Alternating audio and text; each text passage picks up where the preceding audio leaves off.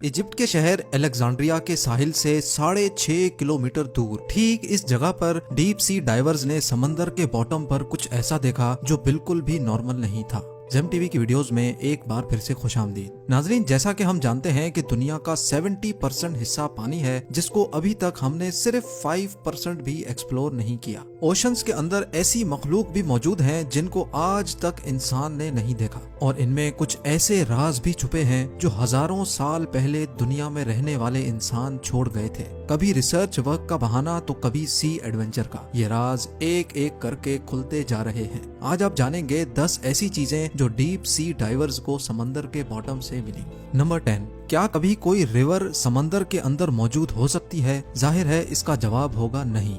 लेकिन मेक्सिको के Yucatan peninsula में स्कूबा डाइवर्स ने समंदर के अंदर एक ऐसा सीक्रेट स्पॉट तलाश किया जहां पर पानी के अंदर ही एक रिवर भी बहती है। जी हाँ, समंदर के पानी के अंदर बहने वाली रिवर असल में हाइड्रोजन सल्फाइड की एक मोटी तह की वजह से बनी थी, जिसके नीचे एक गार से आने वाला सॉल्ट वाटर मौजूद है। इस जगह को सेनोटे एंजेलिटा भी कहा जाता है। स्कूबा डाइवर्स के मुताबिक ऊपर से देखने पर सेनोटे एंजेलिटा बिल्कुल नॉर्मल दिखती है, लेकिन तकरीबन 30 मीटर अंदर जाने के बाद जो मंजर नजर आता है उस पर यकीन करना मुश्किल होता है।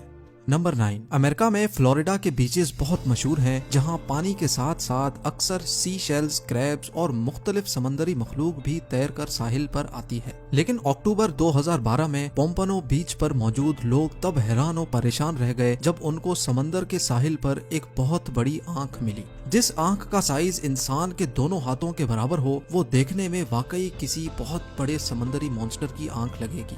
इस आई बॉल की फोटो सोशल मीडिया पर आग की तरह वायरल हो गई। चंद लोगों का ख्याल था कि जिस मॉन्स्टर की आंख तैर कर साहिल पर आ सकती है वो जरूर साहिल के आसपास ही कहीं भटक रहा होगा। इस खौफ की वजह से लोगों ने फ्लोरिडा के बीचेस पर जाना ही कम कर दिया था। लेकिन जब ये आंख वाइल्ड लाइफ के डिपार्टमेंट में भेजी गई तो वहाँ कई एक्सपेरिमेंट्स और रिसर्च के बाद ये मालूम पड़ा कि ये आंख किसी मॉन्स्टर जायंट की नहीं बल्कि एक नॉर्मल स्वॉर्ड फिश की है, जिसको किसी मछेरे ने पकड़कर उसकी आंख निकालकर वहीं समंदर में फेंक दी होगी।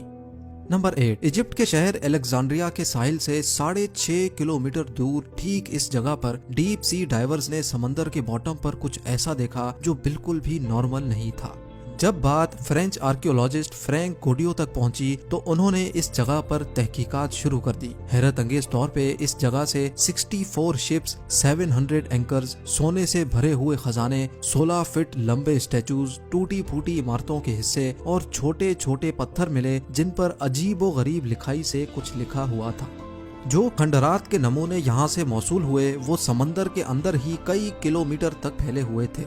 मालूम पड़ा कि यहाँ पर 2300 साल पहले इजिप्ट का एक बहुत बड़ा शहर हुआ करता था जो शायद इजिप्ट का मेन पोर्ट सिटी था और शायद जहाँ से मुल्क के कई कारोबारी मामला चलाए जाते थे। ये पूरा शहर आज थॉनिस हेराक्लियन के नाम से जाना जाता है, लेकिन हजारों साल पुराने इजिप्ट के इस पोर्ट सिटी को सैलाब खा गया या ये सुनामी की नजर हो गया, इसका अंदाजा किसी को भी नहीं है।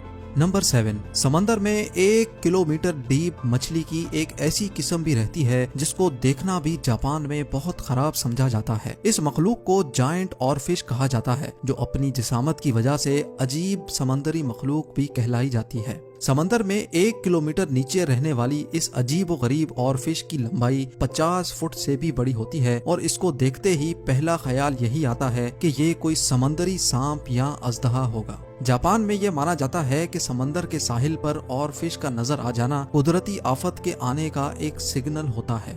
लेकिन साइंसदानों के मुताबिक ग्लोबल वार्मिंग की वजह से समंदर के बॉटम पर रहने और बसने वाली मखलूक सतह समंदर का रुख करने पर मजबूर है। नंबर 6, अंडर वाटर स्पोर्ट्स में समंदरी दुनिया देखना वाकई एक दिलचस्प काम है। लेकिन इस एडवेंचर के दौरान किसी के सामने अचानक से ये स्टैचूज आ जाएं तो कैसा होगा? वेस्ट इंडीज के साहिल से कई किलोमीटर दूर इस मकाम पर समंदर के बॉटम पर मौजूद ये है अंडर वाटर स्कल्पचर पार्क। 2006 में लॉन्च करने वाले इस पार्क के पीछे एक ब्रिटिश आर्टिस्ट का हाथ है, लेकिन इस स्कल्पचर पार्क के बनाने के पीछे जो मकसद है वो इस पार्क से भी ज्यादा दिलचस्प है। समंदर में मौजूद छोटी बड़ी चट्टानें मौजूद होती हैं जिनके अंदर छोटी मछलियां अपने आप को महफूज समझती हैं, लेकिन जिस जगह ये चट्टानें मौजूद नहीं होती वहाँ जाने से छोटी मछलियां अवॉइड करती हैं। 800 स्क्वायर मीटर पर फैले इस पार्क को बनाने का मेन मकसद छोटी मछलियों को शेल्टर प्रोवाइड करना था। इस आर्टिस्ट का कहना है कि इस पार्क को बनाने के बाद लाखों मछलियों ने इस जगह का रुख किया। इस पार्क में 100 से ज्यादा मुख्तलिफ किस्म के स्टेचूज मौजूद हैं जो देखने में बहुत अनोखे लगते हैं।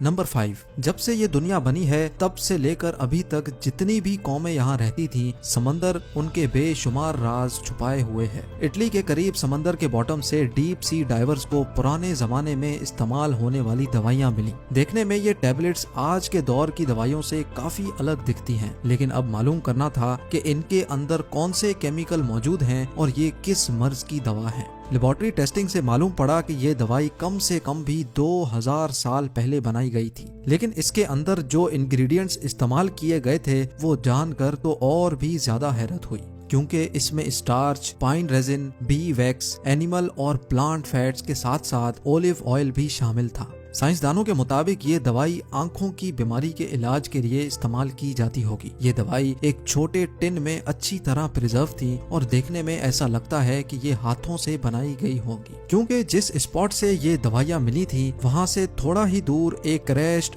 रोमन शिप भी डिस्कवर हुआ था, जिसमें से काफी मेडिकल इक्विपमेंट भी मिला था। इसलिए रिसर्चर्स का मानना है कि शायद 2000 साल पहले इस रोमन शिप में कोई डॉक्टर भी मौजूद होगा। यकीनन उस जमाने में भी मेडिकल साइंस काफी जानदार थी।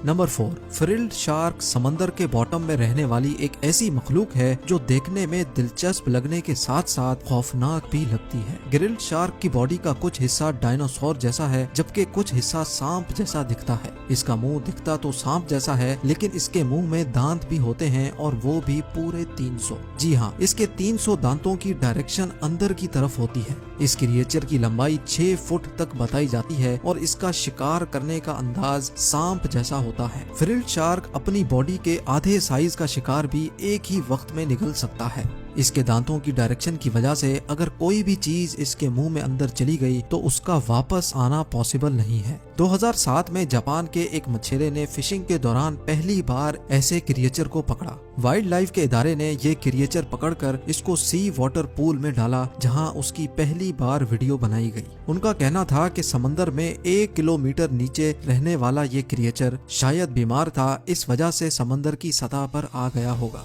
नंबर 3, जिन लोगों को हॉरर मूवीज देखने से डर नहीं लगता वो अमेरिका में मौजूद कैंप क्रिस्टल लेक जरूर विजिट करें, क्योंकि इस लेक के बॉटम में मशहूर horror film Friday the 13th के सीरियल किलर जैसन वोहीस का एक स्टैचू आपका इंतजार कर रहा है। लेक के बॉटम में रखा गया ये स्टैचू अपने मशहूर मास्क और तलवार के साथ खड़ा किया गया है, जबकि इसका मुंह ऊपर की तरफ है ताकि लेक में डाइव करते ही डाइवर्स को खौफ का एक झटका लगे। स्टैचू के मालिक ने बताया कि वो कई सालों से इस लेक में डाइविंग कर रहा है और उसने दूसरे डाइवर्स को प्रैंक करने की नीयत से फ्राइडे द 13th के इस खौफनाक कैरेक्टर को चुना, लेकिन चंद रिपोर्ट्स के मुताबिक अभी ये स्टैचू लेक से हटा दिया गया है। नंबर 2, रिसर्चर्स की एक टीम को वर्ल्ड वॉर 2 में तबाह होने वाले एक फाइटर प्लेन का ढांचा मिला। माइक्रोनेशिया के समंदर के बीचों बीच रिसर्चर्स को वर्ल्ड वॉर 2 में तबाह होने वाले कई फाइटर प्लेन्स, टैंक्स, गाड़ियां और डाइव बॉम्बर्स मिले हैं। आज से 80 साल पहले वर्ल्ड वॉर 2 में 50 जापानीज शिप्स और 230 एयरक्राफ्ट समंदर में क्रैश हुए थे, क्योंकि ये स्पॉट ओशन के बिल्कुल मिडल में है जहां पानी हद से ज्यादा गहरा है। इस वजह से अभी तक कई एयरप्लेन्स और शिप्स का मलबा तो आज तक नहीं मिल सका। इसकी एक वजह यह भी है कि जब प्लेन समंदर के अंदर क्रैश होते हैं तो वो प्लेन जैसे नहीं दिखते, जिनको देखकर अंदाजा लगाना मुश्किल होता है कि ये कोई प्लेन है या फिर कोई समंदरी झाड़ी। और अब नंबर 1, 2014 में स्कूबा डाइवर्स के एक ग्रुप को ओशन से एक जायंट साइज का चाकू मिला। देखने में इसका साइज तकरीबन 6 फुट लंबा लगता है, लेकिन क्योंकि इन स्कूबा डाइवर्स ने कभी भी खुद को पब्लिक में शो नहीं किया, इस वजह से हमें ये बात आज तक मालूम नहीं हो सकी कि ये चाकू इस वक्त कहाँ मौजूद है और इतने बड़े चाकू का आखिर मकसद क्या था। क्या वाकई हजारों साल पहले इंसान इतने बड़े हुआ करते थे जो इनको इतने बड़े चाकू की जरूरत पड़ी? इसके बारे में मुझे कमेंट सेक्शन में जरूर बताएं। उम्मीद है ये वीडियो भी आप भरपूर लाइक करेंगे। आप लोगों के प्यार भरे कमेंट्स देने का बहुत बहुत शुक्रिया। मिलते हैं अगली शानदार वीडियो में।